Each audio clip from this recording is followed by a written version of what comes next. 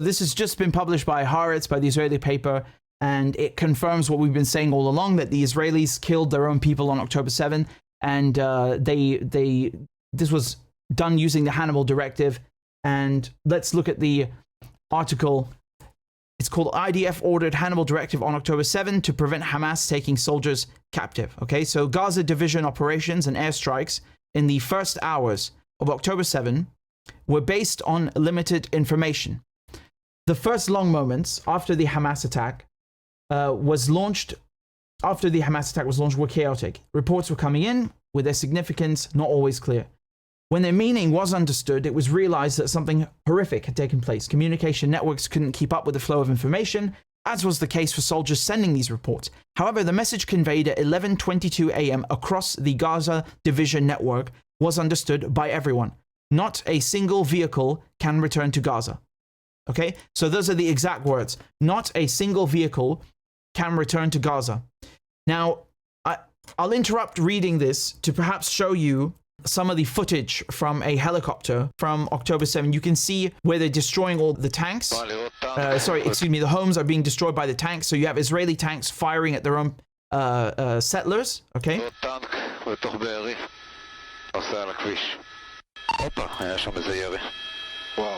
And there's also footage of, so I think it was recorded by a drone, which I showed to you before, and you can see how they're destroying all the vehicles and all the people that are running away from the festival or being taken back into Gaza. Okay.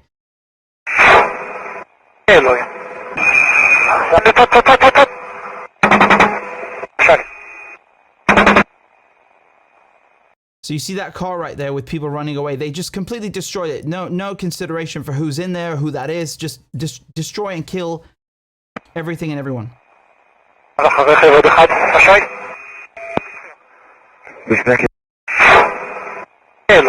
Okay, so let's continue with the article. At this point, the IDF was not aware of the extent of kidnapping along the Gaza border, but it did know that many people were involved. Thus, it was entirely clear that what the message meant and what the fate of some of the kidnapped people would be. All right, so there's no misunderstanding here. They didn't think like, oh, these are purely Palestinians. And by the way, even then, like, let's say there were no Israelis on the ground. Why are you just shooting at people who are clearly civilians? You can see they're civilians. And if you can't distinguish, then you shouldn't be firing, should you? If you can't distinguish, because then you're also basically killing civilians de facto. So this was not the first order given by the division with the intent of foiling a kidnapping, even at the expense of the lives of the kidnapped, a procedure known in the army as the Hannibal procedure. Documents obtained by Haaretz, as well as testimonies of soldiers, mid-level and senior IDF officers, reveal a host of orders and procedures laid down by the Gaza Division, Southern Command, and the IDF General Staff up to the afternoon hours of that day, showing how widespread this procedure was from the first hours following the attack and at various points along the border. Haaretz does not know whether or how many civilians and soldiers were hit due to these procedures, but the cumulative data indicates that many of the kidnapped people were at risk, exposed to Israeli gunfire, even if they weren't the target.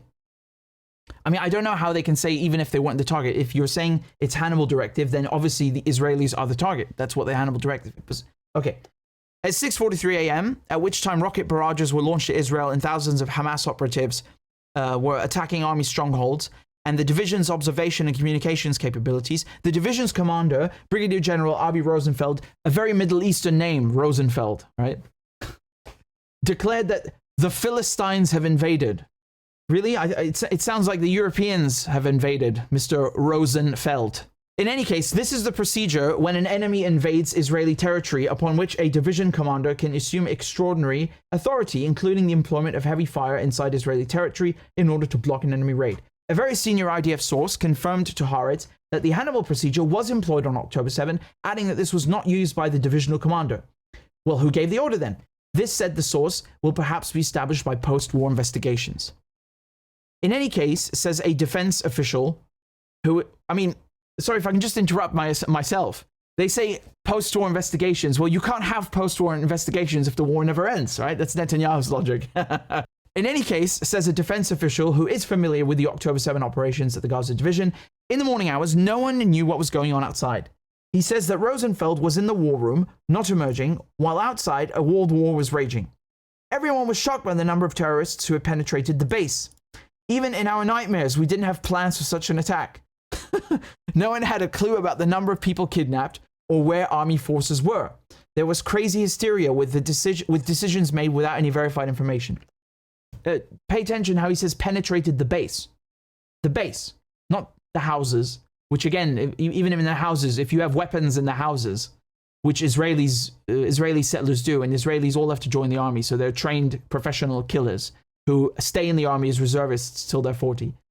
But they're attacking military bases. Terrorists don't attack military bases per se. They usually attack civilians. Not always, but that's not the only criteria. But it's just so ridiculous how they can't grasp the concept that, we put a base on their land and now they're attacking the base because they don't want us on their land. But okay.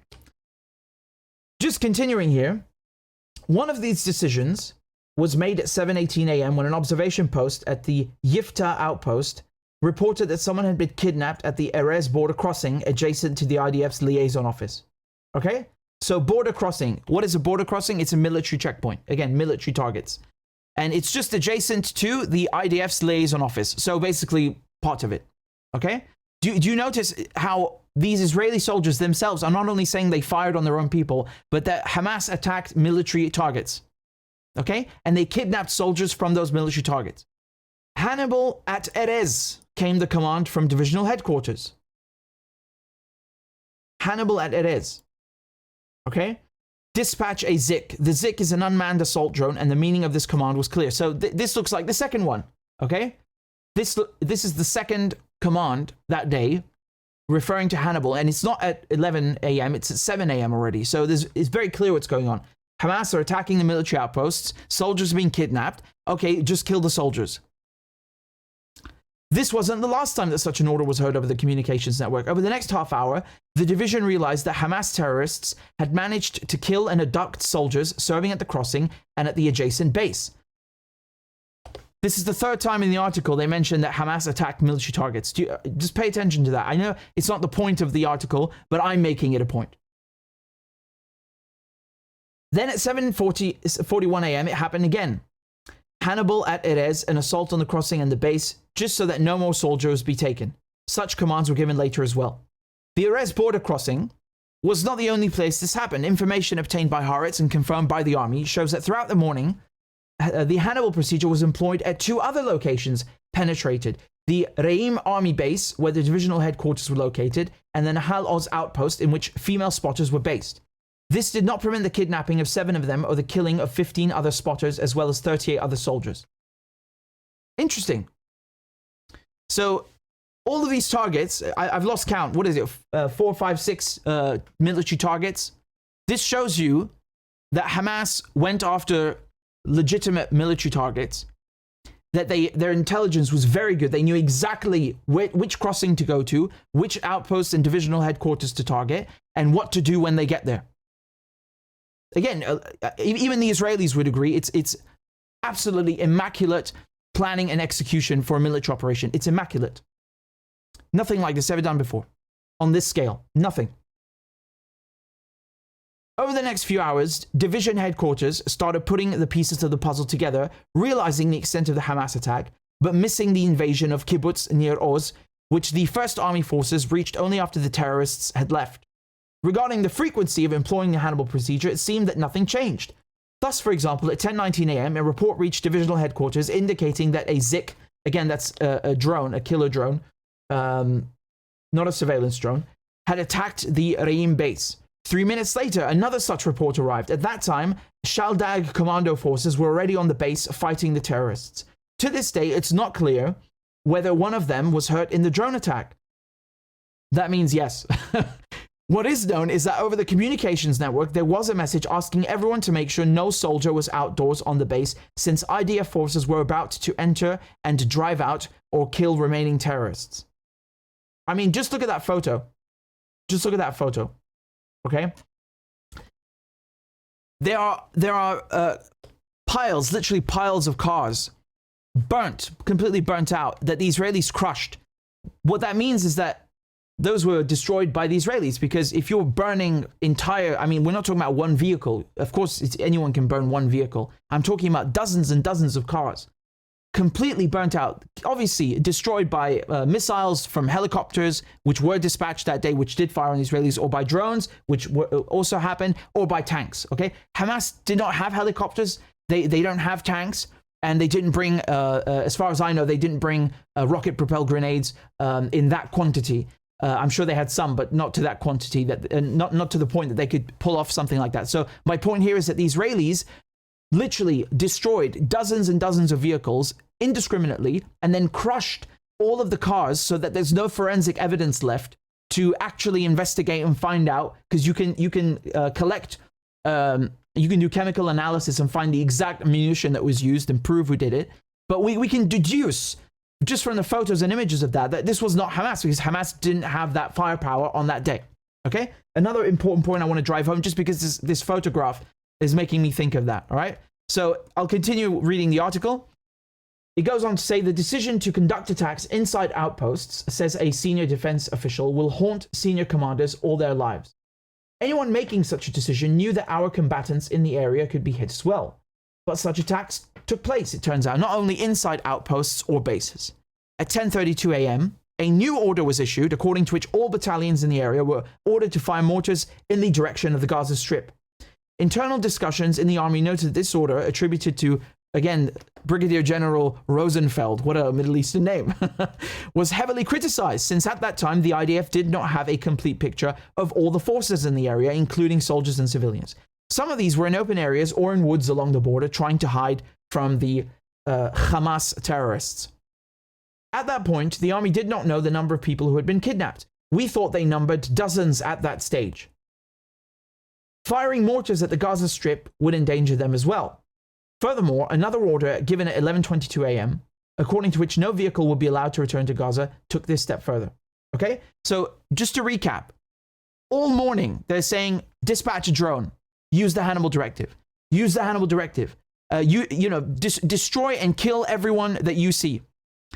And then on top of that, at 11:22 a.m., they're saying no vehicles whatsoever, like every single thing that is going to Gaza, blow it to hell. Okay? And they're doing this on both sides of the so-called border. So they're doing it inside Gaza with mortars. They're doing it inside and around the military headquarters and outposts and checkpoints and border crossings. And they're doing it just randomly at the music festival as well. And I'll just say one thing, because you saw the quote here. It says that we thought they numbered dozens at that stage. So this Israeli soldier is telling the newspaper that it's okay to kill a few dozen Israelis, right? To stop them being taken hostage. It's not like my life is in danger, so I'm killing the other Israelis. No, it's just like, I don't want them to be taken hostage. I'm going to murder them. So if it's a few dozen, it's okay for them. It's okay to kill their own people. Amazing, right? Amazing. That's called murder usually, but okay. In addition to that, they're making it sound like, oh my God, it was so chaotic. They didn't know what was going on. We thought it was just a few hostages. We didn't know it's so many. Okay, but you know now. Why are you still bombing Gaza and killing your own people? You killed at least 70 Israelis in Gaza since October. You know that they're in Gaza. That you claim you're bombing Gaza because of them, and yet you're killing them. You know they're there. You're killing them.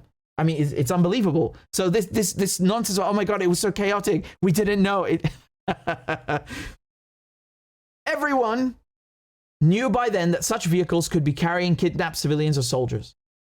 A source in Southern Command is the one that told that to Haaretz. Okay, so I mean, look how many different sources we have. It's ridiculous, right? This is a very well-written article. There's no doubt. There was no case in which a vehicle carrying kidnapped people was knowingly attacked, but you couldn't really know if there were any such people in a vehicle. I can't say there was a clear instruction, but everyone knew what it meant to not let any vehicles return to Gaza. Well, hold on. What is this? What is this quote? He's saying, there's no case where we knew that civilians were in the vehicle and we fired on them, but you couldn't know that there were civilians in there, so we fired anyway. Okay, so you killed civilians. I mean, it's like you gambled. You basically gambled, knowing that there could be civilians. So you did know that there could be civilians in there. This is like such fucking lawyer talk, you know? I wonder if it's a military lawyer that they're interviewing. This is how a lawyer speaks, all right? Again, I'm going to read this to you again. It's so ridiculous. There was no case in which a vehicle carrying kidnapped people was knowingly attacked. But you couldn't really know if there were any such people in a vehicle. I can't say there was a clear instruction, but everyone knew what it meant to not let any vehicles return to Gaza. Yes, there was a clear instruction. You've literally told us that they said use the Hannibal directive. That's a clear instruction. And I mean, it's like this person is saying something and answering themselves in both sentences, right? I can't say there was a clear instruction, but everyone knew what it was to not let any vehicles back into Gaza. Okay, fine. A new development occurred at 2 p.m. All the forces were instructed not to exit border communities toward the west in the direction of the border, with an emphasis on not chasing terrorists. At that point, the border area was under intense fire directed at anyone in that area, making it a danger zone. Okay, so well into the afternoon, they're still shelling everyone and everything.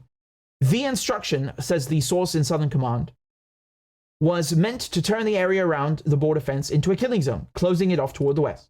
At 6:40 p.m., military intelligence believed that many terrorists were intending to flee together back to the Gaza Strip in an organized manner. This was near Kibbutz Be'eri, Kfar Aza. I mean, anyone who speaks Arabic and knows what Kibbutz Be'eri means. Kfar Aza and Kisufim. It's funny because they've renamed a lot of these settlements. It's really weird. It's like they've bastardized them from Arabic into Hebrew. Anyway, that's another discussion. Following this, the army launched artillery raids at the border fence area, very close to some of these communities. Shortly afterwards, shells were fired at the Erez border crossing. The IDF says it was not aware of any civilians being hurt in these bombardments. Well, I mean, that's ridiculous because you're saying that you're firing them at some communities, right? So when they say communities, they mean a settler colony, because all of these kibbutz in Hebrew or modern Hebrew means a settler colony. It's a bunch of houses that they've built illegally on top of Palestinian land and populated. So again, contradictions and contradictions. They know what they're firing at. They know these are settlements, and then they say, well, we didn't know we're firing at civilians. What do you mean? I mean, if you say you're not aware of that, there are Israelis, and I've played these clips to you, saying on camera we were hit and shot at by Israeli tanks. So, okay, the IDF can deny it, but Israelis themselves are saying the Israeli tanks fired at me in my house or in my kibbutz and so on. So, I mean, we don't really need the IDF in that case. But anyway, unrestricted fire, okay? So one case in which it is known that civilians were hit, a case that received wide coverage, took place in the house of Pesci Cohen. Oh, speak of the devil. I was just talking about that. So that's in Kibbutz Be'eri. 14 hostages were held in the house as the IDF attacked, 13 of them killed. Now that fact, again, if you go on British television and you try to explain this, how dare you, you anti-Semite? How dare you, Hamas propaganda? How dare you? But the Israelis themselves are admitting it. Israelis are eyewitnesses saying, I was shot at by an Israeli tank. Israeli papers are saying, look, they killed 13 out of 14 Israelis. The Israeli army killed 13 out of 14 Israelis. It's so funny how Israeli media can sometimes be more open than in the West. You know why? Because they need money from the West and they need political support from the West. They don't need it from Israelis. They don't give a shit, right? Although there is, again, a whole different level of propaganda inside of Israeli society itself. That's a different topic, but I'm just showing you how weird it is that Western media is sometimes more restricted than Israeli media itself. I mean, they're both controlled by Zionists anyway, so what difference does it make? So, in the coming weeks, the IDF is expected to publish the results of its investigation of this incident, which will answer the question of whether Brigadier General Barak Hiram, the commander of Division 99, who was in charge of operations in Be'eri on October 7, was employing the Hannibal procedure. Did he order the tank to move ahead, even at the cost of civilian casualties, as he stated in an interview he gave later to the New York Times? Well, again, you're just saying that he said that to the New York Times, so yes, he did. Man, I swear to God, it's like Israeli. You can't talk about anything Israeli without contradictions like popping up in the same sentences. Did he order the tank to move ahead even at the cost of civilian casualties, as he stated in an interview? Yes, because you just said he stated it in an interview. Why are you asking the question? Over all the months that have passed, the IDF has refused to say whether this procedure was employed against civilians who had been taken hostage. It now seems that even if the answer is positive, the question may have been only a partial one. The actions of Hiram may have simply been congruent with the way the IDF operated that day. So what they're trying to tell you here, they've put it in a very weird way, but I'll translate it for you. They're saying basically they don't even know if these people were hostages. They literally just shot at them. So it's not even Hannibal directive anymore. It's just standard Israeli policy, right? Standard Israeli practice. The same way they operate anywhere else, in Syria, in Gaza, in the West Bank. Just shoot. Just shoot. Who cares what you're shooting at? Just shoot, right? A very American, a very Israeli way of doing things. That's what they're trying to tell you here. They don't even know if there were hostages there. Just shoot. Right? Because the Hannibal directive says there have to be hostages. This is something else. It's just standard Israeli practice. As far as Haaretz knows, even at 9:33 p.m., right? So we've gone all the way from 7 in the morning to 9 in the evening, right? It's just like massacre the entire day, 24 hours. Right? Okay, well, it's a little more about 12. I'm not going to exaggerate now, but this was still the situation on the ground at 9 in the evening. At that time, there was a further order from Southern Command, close off all the border area with tanks. In fact, all forces in the area received permission to open fire at anyone approaching the border area without any restrictions. There you go, right? So, again, just shoot. Just shoot.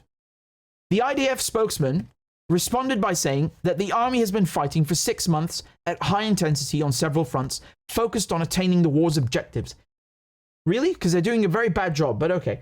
In tandem, the IDF has begun conducting internal investigations of what transpired on October 7 and the preceding period. The aim of these investigations is to learn and draw lessons which could be used in continuing the battle. When these investigations are concluded, the results will be presented to the public with transparency.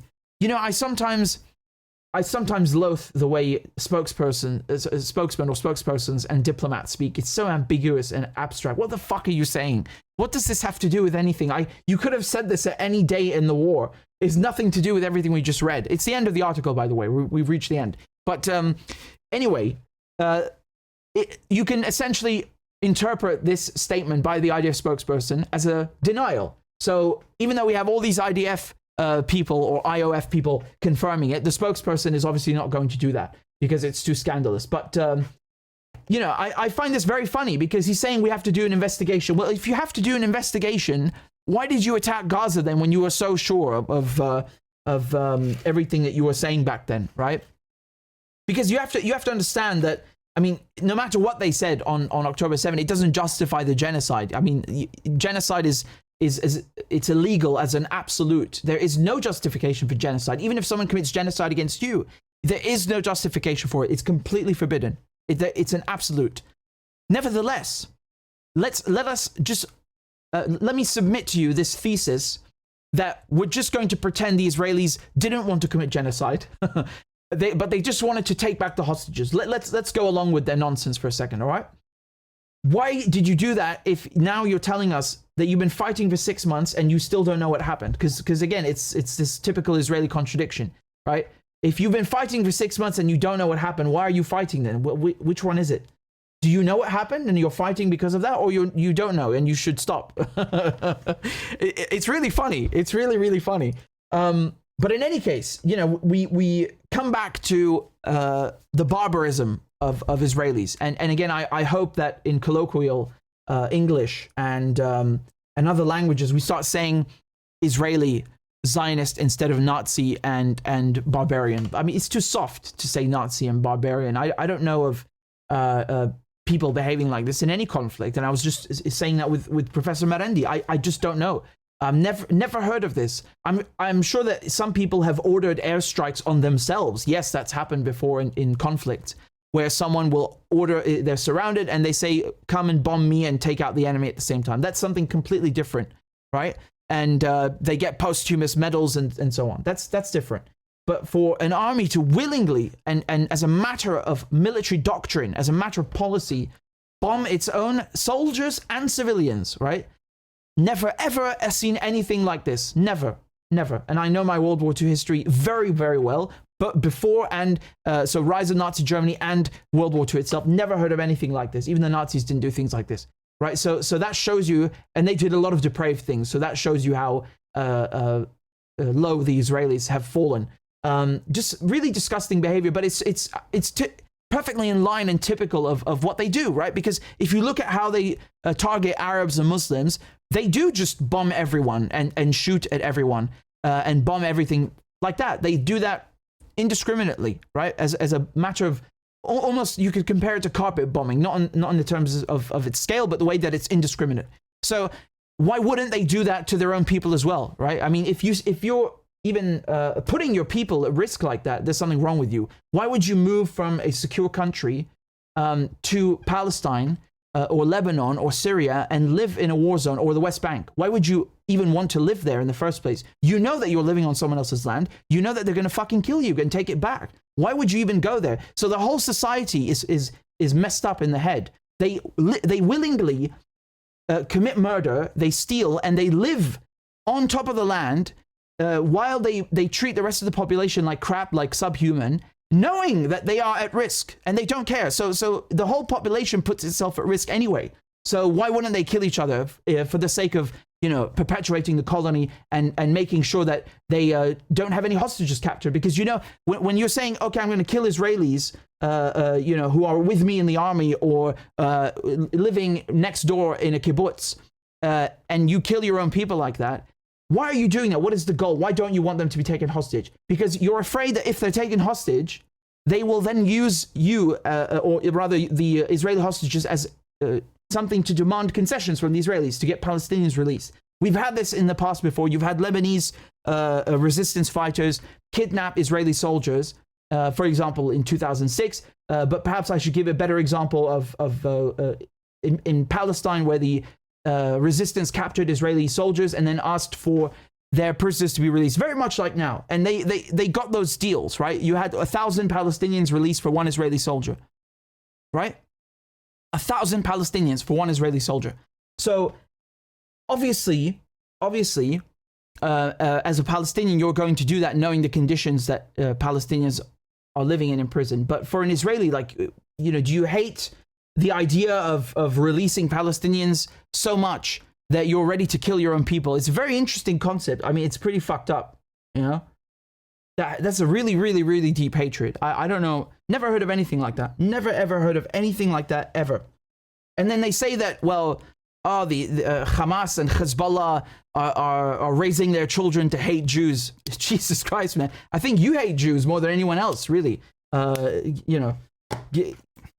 This is something unbelievable. So they did all of this, and they instituted this matter policy because in the past they were so embarrassed by having to release Palestinians from prison. And keep in mind, these are not people that are necessarily convicted. Many Palestinians are held without charge or trial, okay? And they're not even allowed to know why, if there is a charge. So this is administrative detention, but usually there are no charges. It's just a suspicion. It's illegal. It's arbitrary detention. That's number one. A lot of them are tried with military courts. It's a war crime. You can't try civilians in a military court as a matter of policy. If you do it temporarily, that's different, but you can't do it across decades with hundreds of thousands of people, which is what the Israelis have done, which is a war crime. So you have many, many, many Palestinians in prison who have done nothing wrong, and even by Israeli standards, even in Israeli military courts, they haven't been convicted of anything. So they're completely and utterly innocent, even by Israeli standards, which demonize Palestinians. So, imagine how much they hate Palestinians, that to see them, innocent civilians released, they're ready to kill other Israelis just to prevent that. There's something really screwed up with these people. There really is. We also have to say that the propaganda they perpetuated that day about, they came in and they ripped Jews from their beds and killed them, and what utter nonsense. All of the examples in this are military bases. Every single one of these military bases. Okay. And then there was another one with the kibbutz. But the point is that the Israelis killed their own people, and Hamas prioritized military installations. Do you see the difference? Hamas went after the checkpoints, the headquarters, the bunkers and barracks, and the Israelis killed everyone on the Gaza side of the border, on the Israeli side of the border, on the border itself, at the festival, in the military barracks, everyone. They didn't leave a single thing they didn't bomb or kill. So you can see the difference here, and between the military application of how Hamas prosecute a war, whereas compared to the Israelis and how they prosecute a war. And I'd also remind you that there was a lot of propaganda about how they raped people and that they burnt babies and they killed pregnant women. Again, I've yet to see a shred of evidence of that. and even just, let's say, a normal killing, right? A quote unquote normal killing, like this, where you're using guns or shells or missiles. We don't know how many of them were actually killed by Hamas. What does that mean? It means that there's a very good chance, given how indiscriminate and how the Israelis have more firepower, there's a very good chance that Israel killed most of the people that day. If you're in the air and you have tanks on the ground and you have surveillance, obviously you can kill more people, and they did. They are saying they fired indiscriminately. They're admitting it.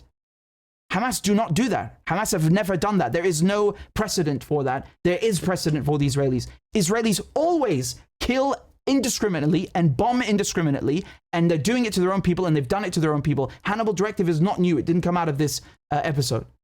So, you know, this is good journalism in this article. It's very good journalism.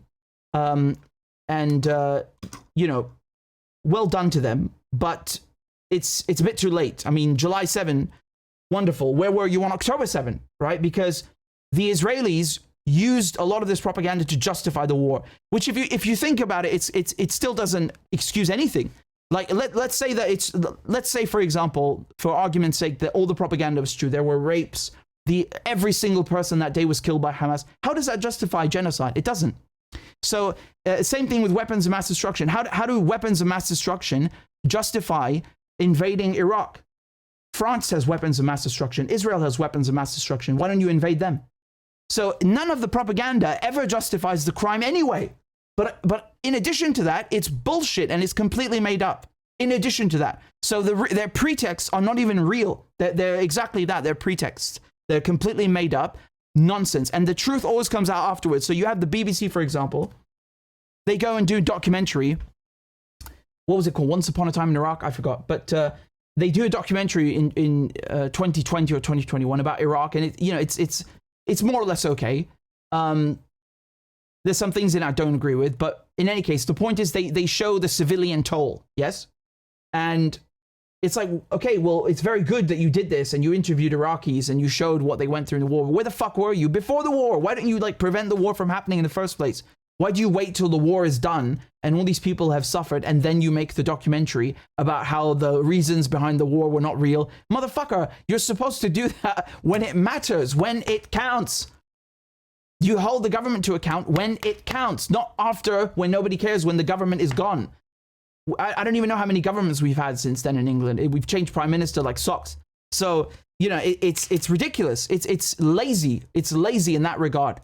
So, and this is, I can say the same for this, right? It's good journalism, but the timing of it is lazy. It should have been done when it counted the most, when, you know, all the propaganda in the media was at its height. It was at an apogee, at a climactic point in the mainstream media. And the Western mainstream media always do this to demonize Muslims and Arabs. They always do it. And if they're not doing that, they're doing it to Russians or they're doing it to Vietnamese or the Chinese or whatever, you know? So you have to counter the propaganda when it happens. In any case, good journalism, so some insightful things and insightful details that we didn't have before. But I was telling you back in October that the Israelis killed their own people. They have the Hannibal directive. They used missiles from the helicopters. The helicopters ran out of munitions. Do you know that? The helicopters that were sent up in the air fired every single thing they had in there, and they were ordered to do that. They were ordered to empty their guns, their cannons, and their missiles, to empty them. All right? We've got the videos of the tanks. We've got the drone footage. We've got the soldiers saying to the papers they shot at their own people. We've got Israelis saying they were shot at by their own people. I mean, what more do you need? What more do you need? And again, even then, why is it wrong for Hamas to attack Israelis? These are military targets. They're legitimate. They're legal under international law. There are very, very few Israeli civilians. How many Israelis are people that are under 18 or grannies and grandfathers who are not in the army? How many of them? Because they're all of the other ones from 18 to 40 years old. You have to go to the army. You're male, you're female, it doesn't matter. You have to go to the army. You are a combatant. By definition, a combatant. Okay? So, you know, they kill tens of thousands of Palestinians and say, oh, well, we have to do that because we're targeting terrorists. Why can't Hamas also kill Israeli civilians? Because they have to target Israeli military targets. Why is it okay for Zionists to do that and Americans to do that, but it's not okay for Palestinians to have collateral damage? They don't get to have collateral damage? And especially in a society where every man and woman has to join the army.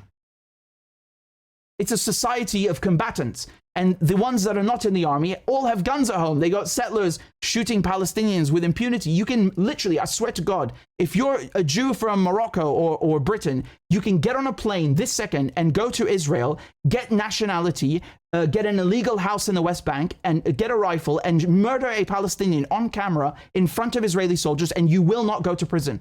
That is a fucking fact. And that society needs to be dismantled. It's a cancer. And it produces this. Again, YouTube demonetized my channel because I'm not allowed to say naughty things about Israel. Telling the truth is forbidden. So if you are able to donate a few dollars on PayPal or on a monthly basis on Patreon, please consider doing it, because it would really help me continue my journalism and support independent media. So I'd be very grateful. And the links are in the description and also in the chat. Thank you guys very much again for all your donations and all your kind comments. I appreciate it very much.